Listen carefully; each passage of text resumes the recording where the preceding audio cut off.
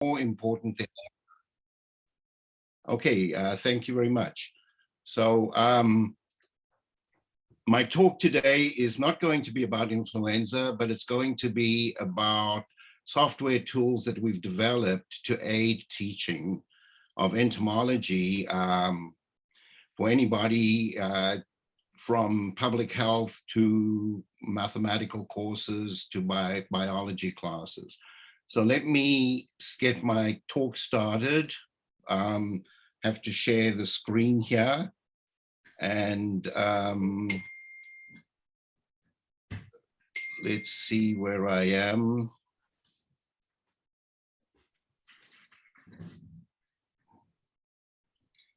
It was here a second ago.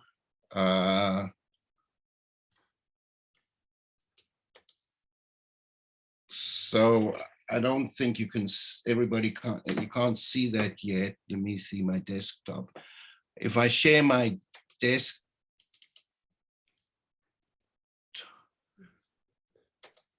Yeah, we can see your desk. Yeah, you're not supposed to see my desk, you're supposed to see the talk. Yeah. I'm sorry about this. I had it a minute ago. That's okay. Take your time. And I'm having a look here. I can't. Oh, there it is. Okay, keynote share. Okay, you should have it now. Is that right? Yes.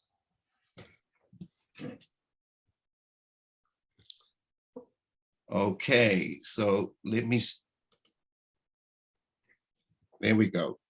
So the title of my talk is Simulation Platforms to Support Epidemiological Teaching and Research. Everybody can see that? Yes. Yeah, okay, great. So one of the important lessons that from COVID-19, it's certainly for me, is that we need to raise the general awareness of epidemiological dynamics.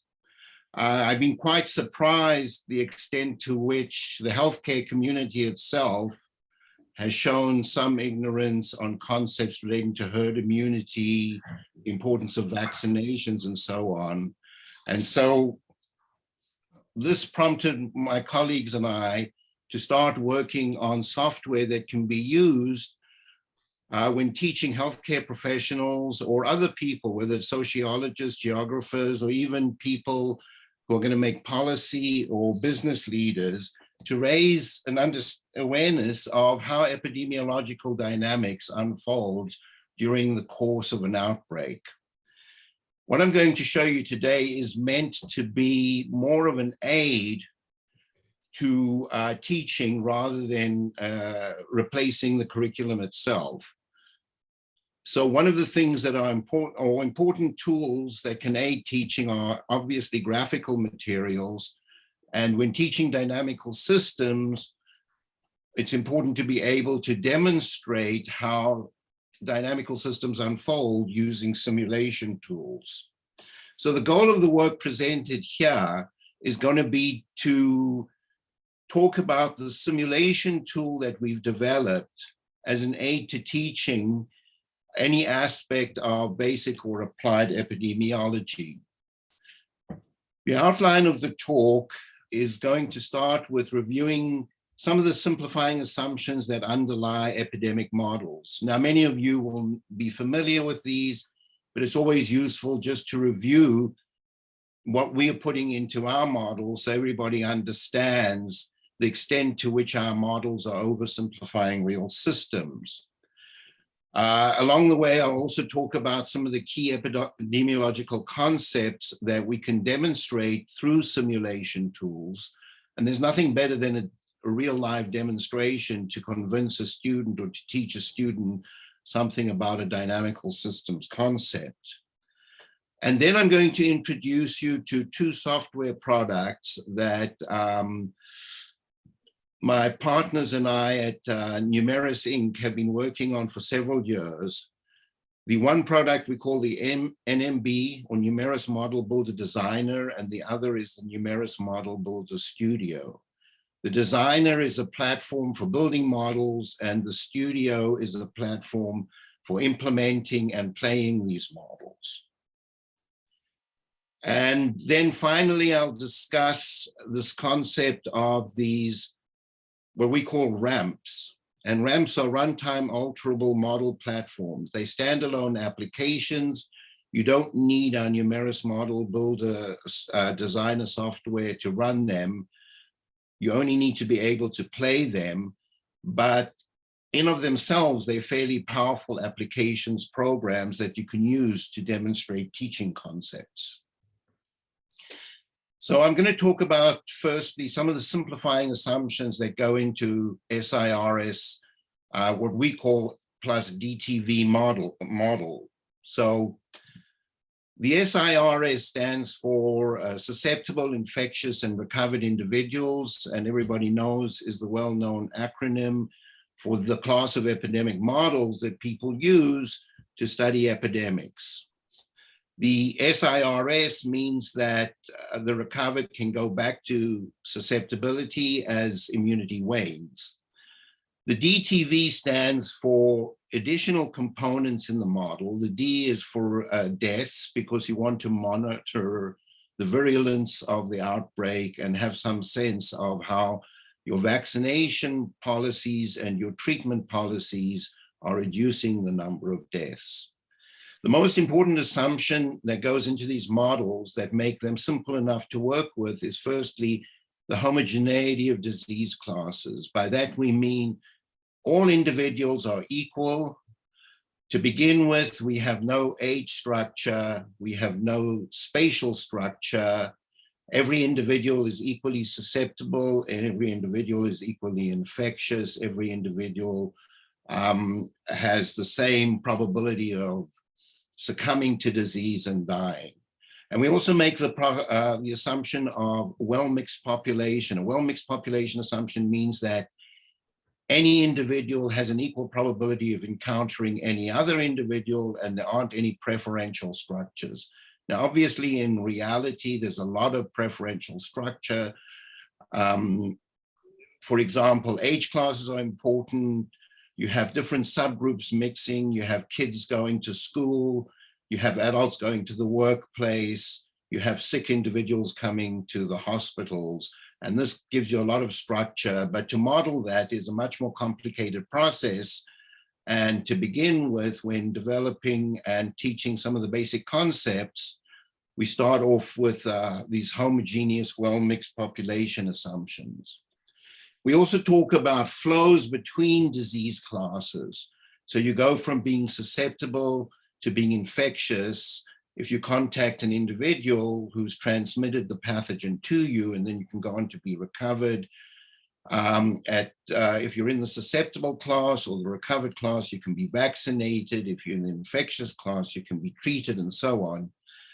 And to build an equation, for teaching purposes, you wouldn't necessarily set up a differential equation model, but these differential equation models are fairly simple. So if students have a basic idea of flow rates and per capita flow rates and flows between disease classes, then you can set up the basic model and you can talk a little bit about that. Otherwise, you can skip that stage. But you need to say something about transmission. Transmission is the most important flow process because it's the most complicated. All the other flow processes are fairly simple in the sense that if you're infectious, you sit in the infectious class for a while and you either recover and go to the immune class, or you may die. And while you're in the infectious class, a certain proportion may be pulled out for treatment and you may vaccinate at a certain rate. But in terms of transmission, transmission involves a number of processes. There's a contact rate process where individuals meet one another. When individuals meet one another, there's a risk of transmission. This is rather complicated because it can depend on what the contact looks like. Do people touch each other? Do they come within a certain distance? Do they just talk to each other?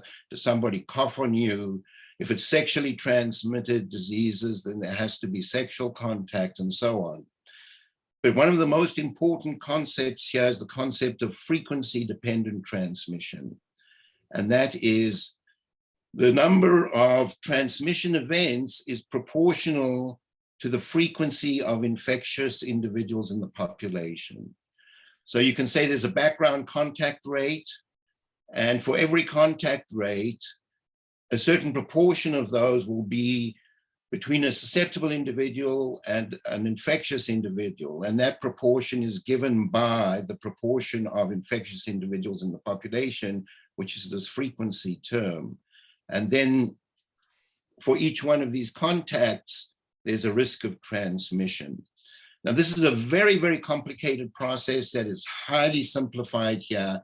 And perhaps one of the weakest things in our understanding of an epidemic is this transmission process. How does it work? Is it dose dependent and so on? But I'm not going to get into any of that because we're working at the level of fairly elementary models. So if we take this transmission model, this frequency dependent transmission, one of the most important processes associated with this is, which I call the key behavioral process of an adaptive contact rate. Now, one of the things we've seen with COVID that has been very strongly emphasized is this idea of reducing contact with other individuals. So at the start of the outbreak, people just stopped going to stores, they stopped going to parties, they stopped getting into group situations.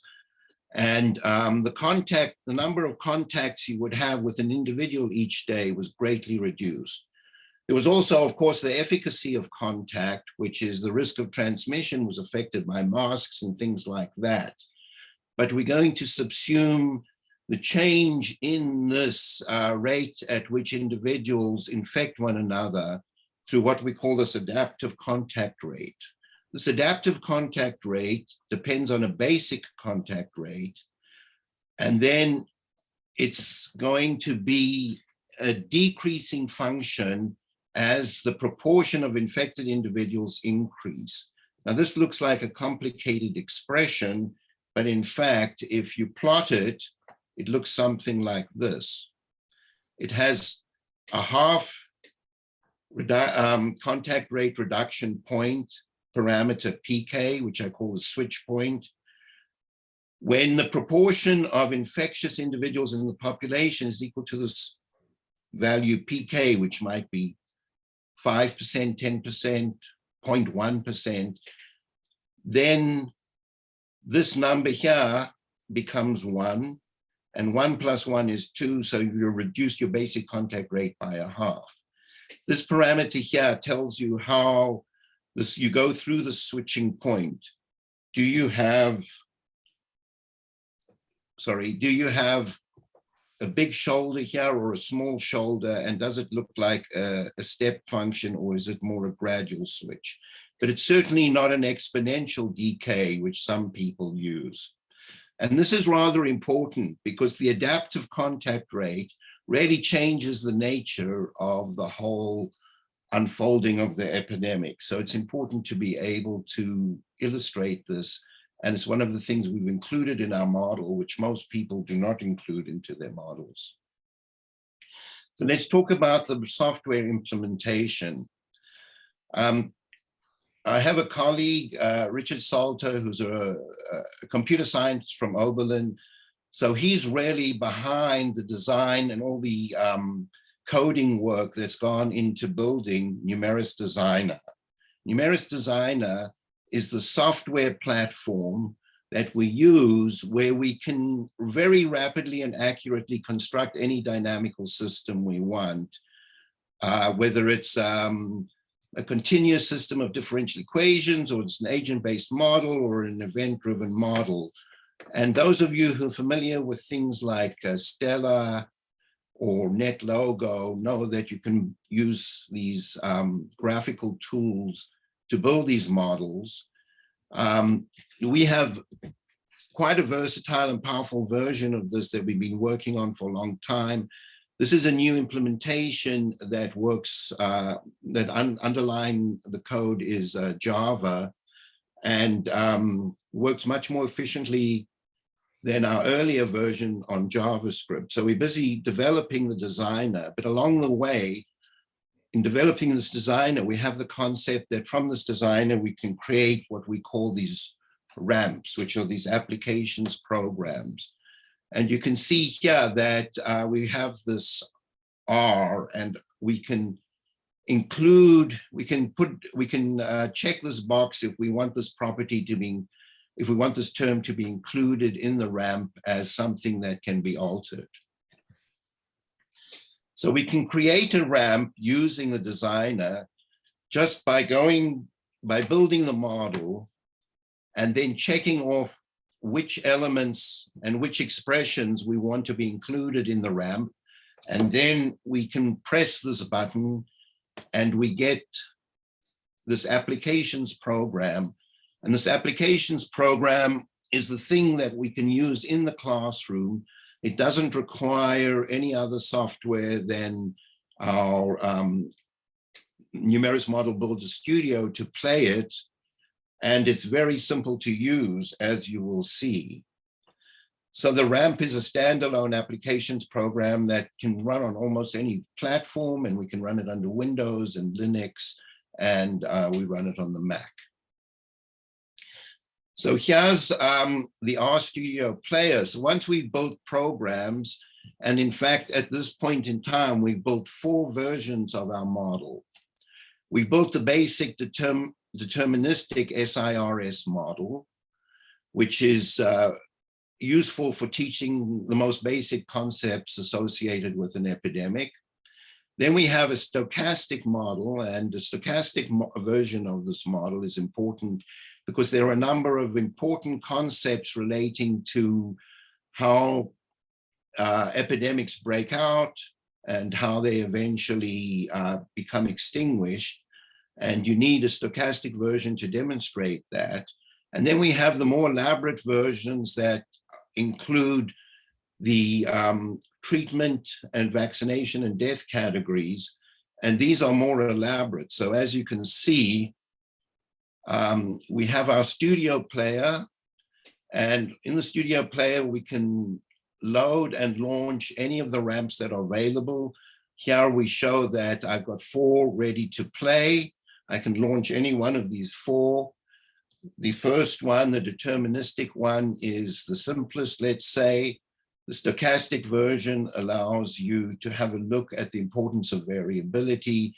And then we have these more complex tools, the deterministic one and the stochastic one, that allows us to explore in depth certain aspects that are perhaps for teaching students who are a little more advanced and go beyond the basic concepts and to play around with trying to develop optimal vaccination strategies or explore the effects of treatment on outbreaks and the unfolding of the epidemic. In order to access our software, you can go to numerusinc.com/studio, and you can see that you can download the studio version, and you can run it as an applications program. We're also going to talk about the fact that you can embed our runtime alterable model platform, our ramp, and you can run it within the R environment and within RStudio, which means that it acts like a virtual R package, and all the tools you have for working with data that come, the packages in R, can be brought to bear on exploring the behavior of the model. You can also go to our site and you can look at some of the documentation, and we've now also, Richard recently added some tutorials there, so you can go and look at those tutorials and you can really see how simple it is to operate these ramps. So now let's get on to the next phase of the talk, which is the illustration of some basic SIR modeling or dynamic principles. So if you take the ramp and you run it, and you set some of the parameters at different values, you'll get a particular instantiation of the outcomes that depend on these parameter values. And the basic concepts that you want to illustrate here is there's a single rise to a peak and then a fall, that you have a herd immunity, which means that as the proportion of immune individuals approaches some asymptotic value, so the prevalence of the disease in the population asymptotically goes to 0. And at that point, you get a certain proportion of individuals that are still susceptible, and this is a non-zero point. So when the epidemic is over, you'll always have a proportion of individuals that didn't succumb to the disease. So that's an illustration of the basic SIR epidemic unfolding or curve.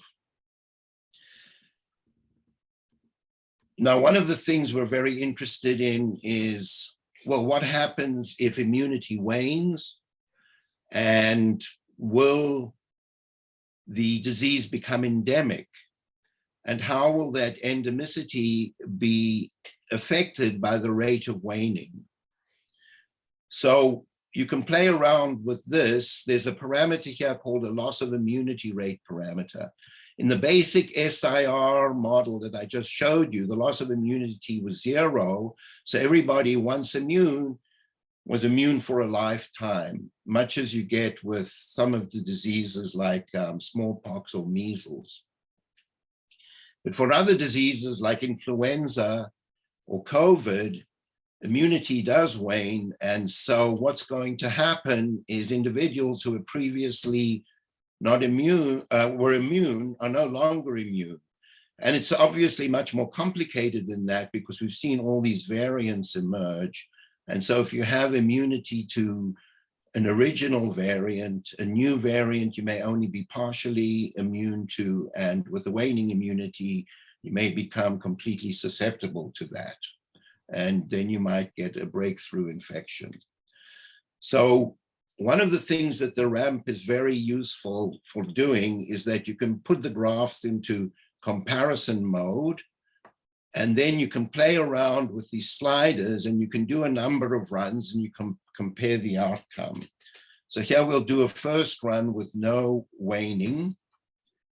And I'll talk about these, what we call RAMs later. These are functions that you can alter on your ramp so that you get a different behavior. So here we either have we have the constant behavior.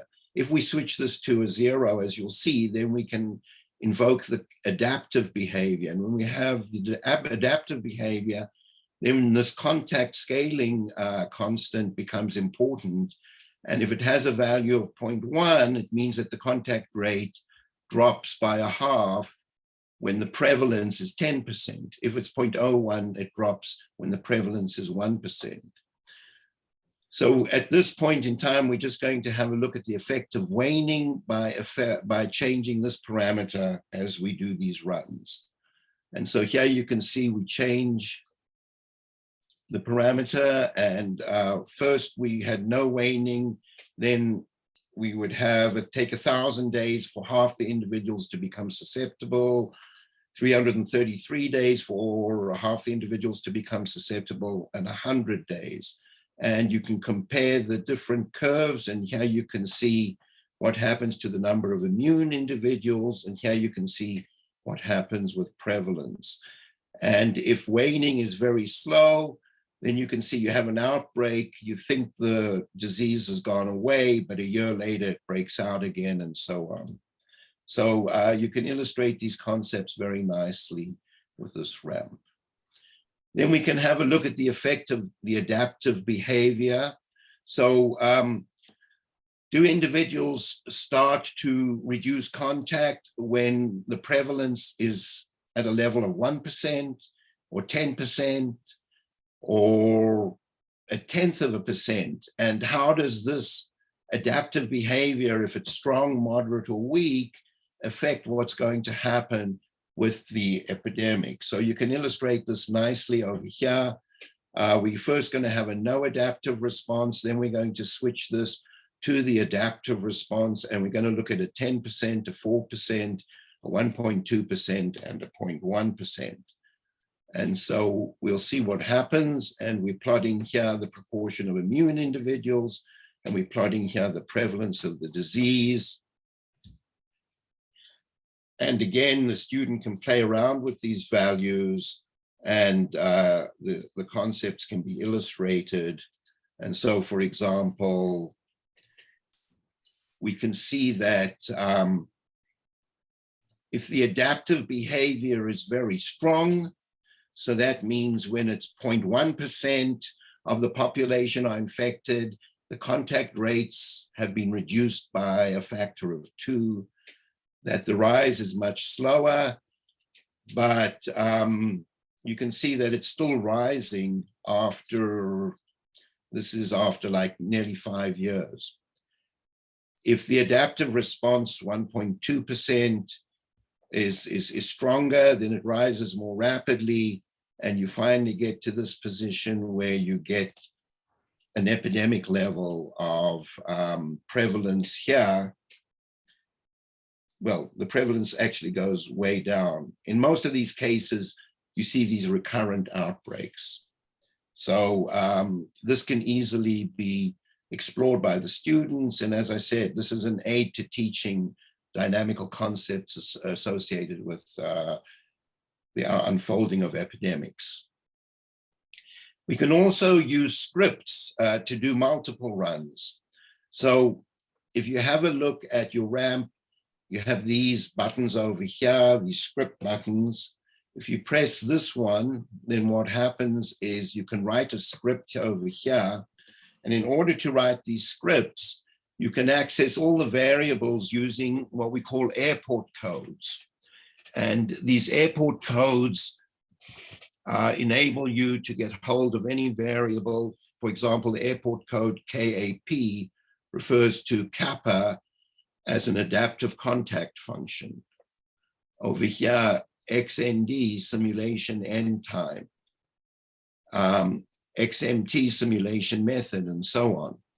So you can write these simple scripts, or if you want to have more complicated control over your runs and you want to be able to program loops or if-then statements, you can actually write these multiple runs out using JavaScript. So this is a powerful platform in terms of being able to take control of the runs and do multiple runs and collect the data for analysis later. The user can select among what we call our predefined RAMs. RAMs are runtime alternative modes. And so, for example, the contact rate kappa, this is the switching function where kappa starts out as a baseline value. And then as the prevalence increases, so this baseline value decreases and you get this adaptive contact rate response. However, you may want to just run a constant value. So you can switch from 0 to 1 over here, and you can define kappa of t just to be the constant kappa. So it's not only kappa that's available, but in this particular ramp, you can alter this RIT is the flow from infectious individuals under treatment. This RSV is the flow of susceptible individuals to being vaccinated and recovered individuals to being vaccinated. So you can write fancy functions there, and you can explore and see how these functions affect what's happening to the epidemic. The default RAM is always the one at 0, and that's the one that comes with the ramp as it's set to 0. Some of the RAMs will have alternative values like 1, That means you can just set it to a constant and you're not in this adaptive mode. Or you can press this plus button over here and you can code in a mathematical expression that allows you to change it to be whatever you want. So when you deliver this platform, it can be used by the more imaginative students to do all kinds of investigations by changing the functional form of how the vaccination program is rolled out, how treatment may be affected over time by new technologies coming in or whatever. And so there's a lot of flexibility here. And then you can use those to do multiple runs. So for example, here in the stochastic model, where the model has the equivalent of an R0 equal to 1.44. This comes from having a baseline contact rate of 1.2 and a recovery rate of 1/4. That means on average, an individual is going to be infectious for 4 days, because that's 1/4. And then you can do a number of runs and you can show that when you have a stochastic situation, which is the real situation, things don't just unfold in the same way every time, but they may grow faster or they may grow slower, or they may stutter and then become extinguished. So that when an infectious individual is introduced to a population that's never been exposed to a disease before, depending on the value of R0, there's a certain probability that things will not take off. So for example, if Ebola is introduced to a population, Ebola has a relatively low R0, and Ebola is not necessarily just going to take off. But once it takes off, then once it gets going, then it looks more like a deterministic process, and it grows with that initial exponential phase to reach the peak and then decline over time. So here you can see that in 20 runs, 2 emerged as epidemics, 3 were on their way to becoming epidemics, and 3 were still what's called stuttering, and 12 failed to emerge. And you can show that the proportion that failed to emerge can be estimated using the value of R0, using this particular 1 - 1/R0 expression. So you can do these multiple runs, and you can have a look at how variability is affected by population size, for example. Here you can see that we have the more complicated ramp. We're now using the one that's got treatment and vaccinations involved. This is the deterministic one, not the stochastic one, and we can explore different things. For example, in this comparison over here, we're comparing 100 days versus a 250-day start. So here the vaccination starts 100 days after the beginning of the outbreak. In this example, it starts 250 days after the beginning of the outbreak. If you have a limited number of vaccine regimens, then these can be folded. These can be delivered at maybe at a constant rate of 0.3% per day until we run out of vaccine. So you can say, well, what happens if I have a certain limit? How will that affect the outbreak? And then we can have a look at what happens if immunity wanes at different rates. And so you can look at all these different factors, and you can use this to explore the efficacy of different vaccination programs. And if you then embed this in a bigger setting where you're looking at economic variables as well, you can look at the trade-off of investing in buying more vaccinations versus vaccinating at a higher rate. And you can do the same with treatment. Now, one of the most important things that we are very pleased about with regard to our package is that we can take the ramps and we can use them as virtual R packages in an R environment like RStudio. So you can go to our website and you can download this package over here that allows you to install this package in our studio while the ramp is up and running on your desktop. And once you've done that, then you can install the package, you can access one of our functions, there are various functions, or you can actually write your own R code and you can run the package and you can collect the data, and then you can analyze the data using all the facilities and utilities that R provides, which is enormous. So for example, we did some runs with using R Studio, and we did this with the stochastic model, and we could have a look at the mean epidemic curve, and we could have a look at the standard deviations of that curve on either side. We could also have a look at the proportion of outbreaks that did not get going. This is called a minor outbreak. We can have a look at the proportion of outbreaks that did get going and how long it took for them to be extirpated later on. And this extirpation only occurs when waning immunity, when immunity does not wane. If immunity wanes, then you'll get a totally different picture, and you'll get what it's called a quasi-stationary distribution in the long run.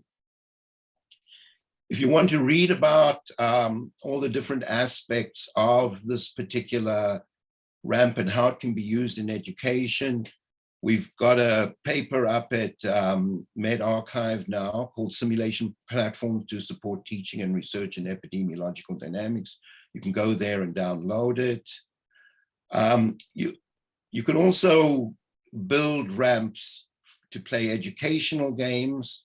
And the ramp is not just for dynamical systems, but the designer can be used to build agent-based models.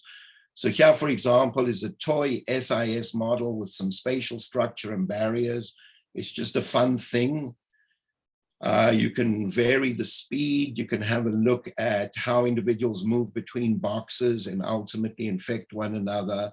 So you could set up a classroom scenario and a household scenario and going home and coming back to school and all sorts of things with this kind of framework. What we have done is we've built a ramp to study the problem of the emergence of variants. So we know that with regard to COVID, it was initially the Alpha variant, and then we went all the way, we went to Delta, which was fairly serious, and we're now on Omicron. And so we built an agent-based model that had a lot of detail in it: shedding rates, persistence, contact rates, transmission with in-host mutations, and so on. And if you're interested in this particular model, we have a publication where you can see simulations like the different rates, the different time courses for the different variants to emerge. And this work is published at Interface Journal, a runtime alterable epidemic model with genetic drift, waning immunity, and vaccinations. So you can use the designer to build complex models, turn them into a ramp and play around with it. And the advantage of turning it into a ramp to play around with is that you can then give it to other people once you've built your model to use. So it becomes very, very accessible using this kind of modeling technology that we've been being developed. In the end, we would love you to use our ramps, and we would love to work with you to build custom ramps, or have you take our designer and show you how to use the designer and allow you to build your own ramps. Thank you for coming to this talk, and thank you for listening, and I'll be happy to take questions. Yeah, thank you very much. This is a great tour. And before now we're going to Should I stop sharing my screen, or should I continue to share my screen? You can keep it in the screen in case some of a speaker listener can ask a question refers to particular slides. Yeah. Okay. Thank you. Now let's start the question and answer sections. And for those of you have not attended the webinar in the last year, we have two formats of ask a question. One format is write your question in the chat. So we'll ask Wayne to look at the chat and go through it. And the other one is you can also raise your hands, and I will able to see who is have some questions to ask. So that both ways. Okay, Wayne, do you want me to read the question, or you can read a question? I don't know which one you prefer. Right. So the first question that I see here is from Yin-Sheng Lei, who says he's used NOVA for giving a short lecture about agent-based modeling before and got nice feedback. And he wonders if Numerus Studio can include birth or susceptible individuals, host reproduction, different susceptibility groups, and so on. So he's asking about the complexity.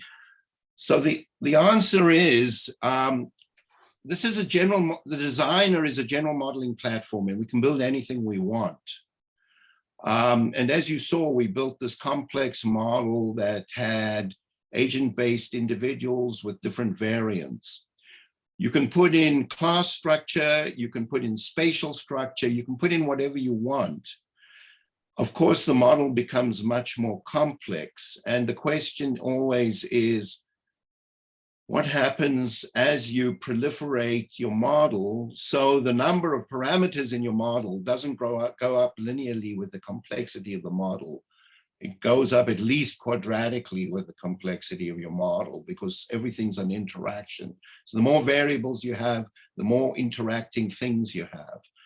And so fitting it to data becomes a huge problem. But any model out there that anybody is building can be built in this platform and can be turned into a ramp. I don't know if the Xinglei wants to respond, or I should go on to the next one. Next question. So Xinglei, you want to have further questions? No, I'm fine. Thanks. I'm already started downloading the software and play around myself. Oh wow! Okay, great. Yeah, I think it's very interesting, and I just want to, put a little bit more, make it more more components in the model, because I'm working with the birds and avian influenza, and of course adults and juveniles have different level of susceptibility. I think to include that part in the model and to play around, maybe show around to the students. Yeah, thank you very much. It's a very nice platform. Right. Okay, thank you very much, Xinglei. Good luck, and feel welcome to email us anytime, and we'll help and do what we can to assist you. So Bob Regan asks us, what are some of the challenging topics for students to understand in learning to develop their models? Now, I'm not sure whether Bob's talking specifically about epidemiology or just about anything. If you're talking about just about anything, I think if you look in, firstly, if you look at in biology, there's important concepts in ecology and evolution that need to be demonstrated using dynamical systems models. Some of these are quite elementary, like logistic growth versus exponential growth. Some of them relate to predation processes or competition processes. And then in business and economics, there's lots and lots of different sort of these canonical examples of how to analyze dynamical systems. Certainly in the 60s, 70s, and 80s, a lot of these were done using graphical methods, but now we have the ability to illustrate things using simulation tools. And also some of these simulations can be embedded in texts using hyperlinks. And so it's possible, now in the modern computer environment with animation and everything, there are all sorts of things that can be illustrated much more easily than they ever could. And so it really depends on how good a teacher and lecturer you have, right, and how imaginative they are and how they bring in this material into their courses. What I've shown you here is not meant to be presented as a standalone, or the paper that I referred you to is not a standalone. This is a learn epidemiology from this paper course.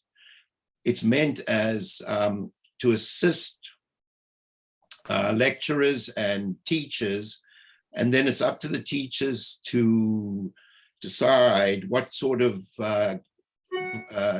illustrative and animated material they want to have. And our tools enable them to develop this very quickly, rapidly, and easily.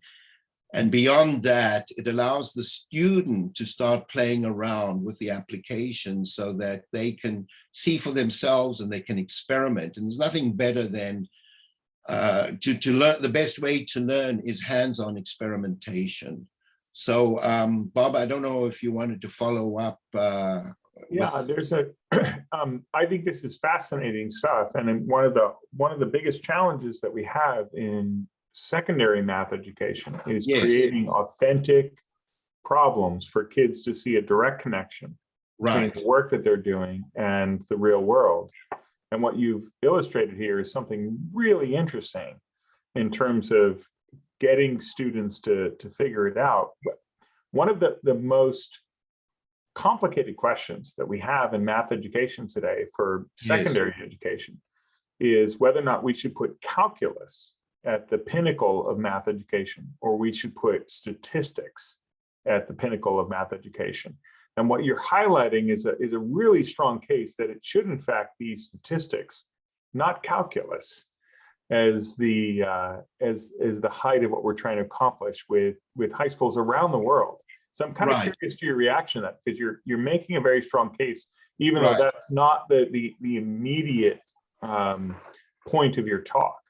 Right. So I would say that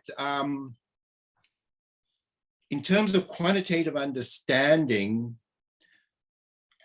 at a lower level, statistics is more important than calculus, because statistics has to do with our assessment of everyday risk and opportunities and possibilities. Calculus is the next step. It tells us about rates of change. It tells us about how things may change. But statistics tells us about options and choices. I think both are very important. And I think you can begin to teach calculus using simulation rather than going from calculus to simulation. You go from simulation to calculus. And so you get the student interested in seeing how things flow. And then later on, you can formalize the concepts of these flows, and you can begin to teach them a little bit about dynamical systems. Dynamical processes. So let's talk about dynamical processes versus statistical processes. I think there's a much bigger community that needs to know about statistical processes. On top of that, it's very important to know about dynamical processes. Perhaps one of the most important things to know about dynamical processes are time constants.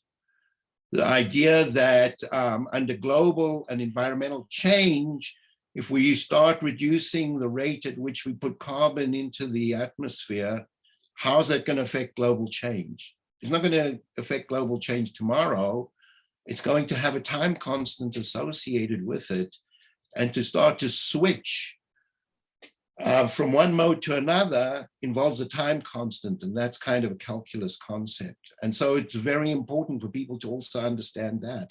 It's like if you're in a big ship and you've got to get that ship to turn, and you're coming into the harbor, and if you don't start turning in time, you won't make it, because it takes a certain amount of time to switch around the direction of that inertia. So I think dynamical systems concepts are important. But as I said, statistical is kind of even more important because kids in 2nd grade, 3rd grade, 4th grade have to understand a little bit about how probabilities work. Thank you very much. That's great. Let's see if we've got any more. Richard said something. Okay, so he wanted me to stress that the work is in the early stage of development. So I think by that, our Numerus Model Builder Designer platform is now in its 3rd version. We had an earlier version, which we called Nova. Then we had a Numerus Model Builder, which was based on primarily a JavaScript language. And now we've converted to Java, and it's much faster and it's much more powerful. But the designer itself is not ready for release yet because there's a lot of bells and whistles that we had in our earlier versions that are not in this new release. But that doesn't mean we can't build our ramps and release our ramps. And the studio, NMB Studio, is a player of these runtime alterable modeling platforms, is able to do whatever it needs to do. So unfortunately, we can't give you the designer yet to build your own ramps as a product, but we can give it to you at certain points in kind of an alpha or beta mode. But we would have to work closely with you because it wouldn't be a finished product yet. But we're working on that. But we're ready to produce ramps for classroom teaching. So if you're teaching some concept in business or even in sociology or demography, coming back to Bob's question, one of the important things that people need to understand is how population structure affects economies. Do we have an aging population? How top heavy is it? What does this mean for the workforce trying to be the core of the economy in supporting something that's top heavy or light? And so demography is another area where these sorts of ramps can be very fruitfully brought to bear in teaching. Global change is an area, and so on. And in all kinds of environmental science problems, conservation biology problems, health science problems, and of course, economics as well is a dynamical systems field.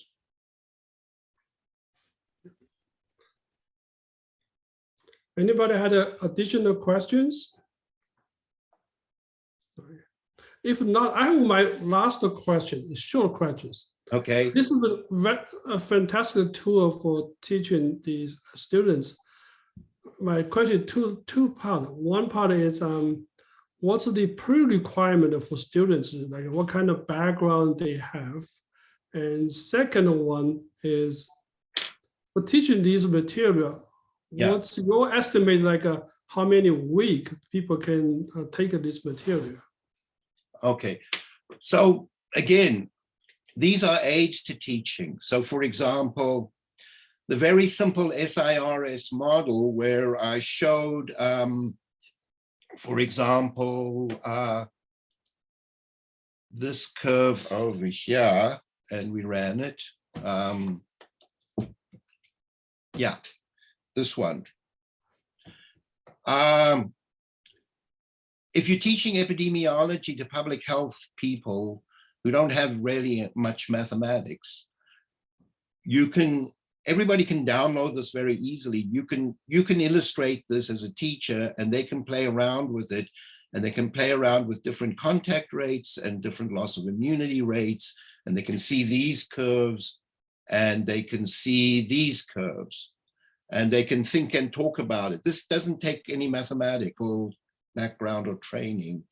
It takes some maturity because students have to look at graphs and they have to know how to talk about graphs.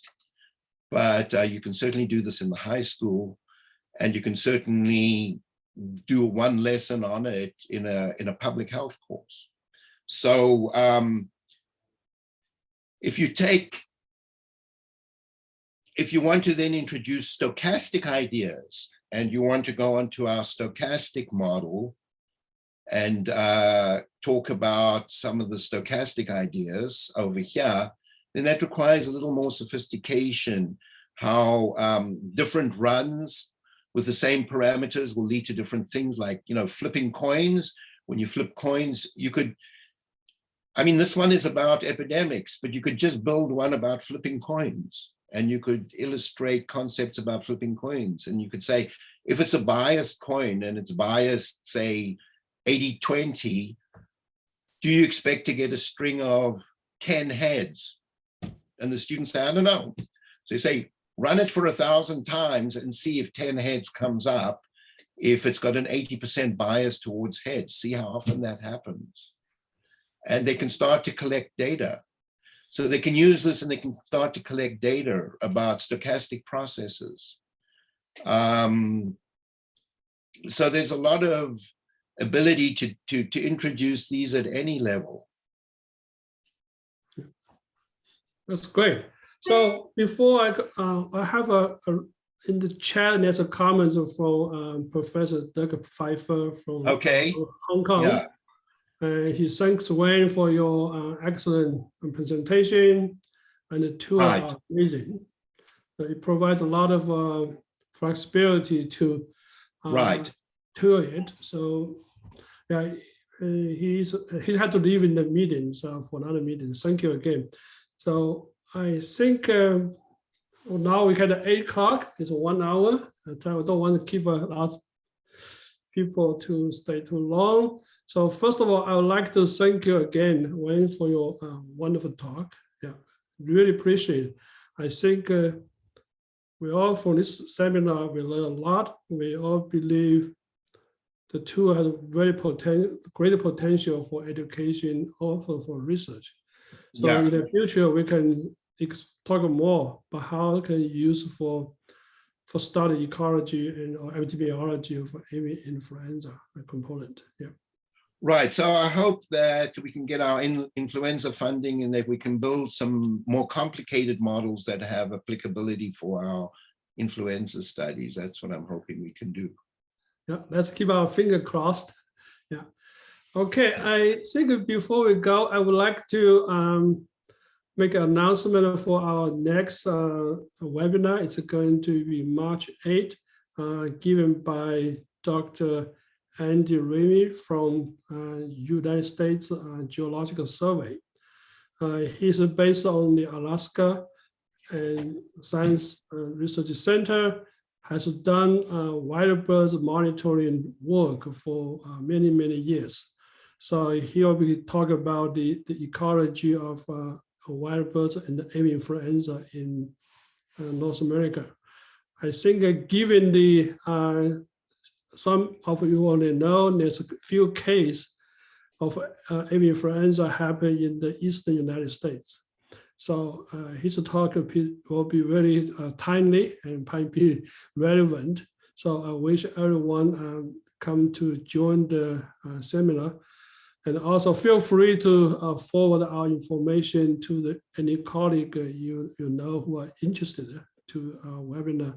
We'd really like to have another successful year of a webinar for this ecology and the avian influenza research. So without further ado, keep you on this webinar. I would like to thank you everyone. First of all, thank you, Wayne, for this wonderful seminar. Thank you for the invitation. Thank you for the people in China, and hopefully you have a good day of your work. And thank you people from the United States or other country. And wish you all have a good evening or good afternoon, depending on where you're located.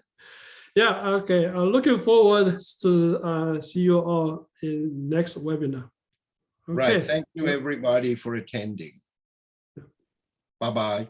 Bye.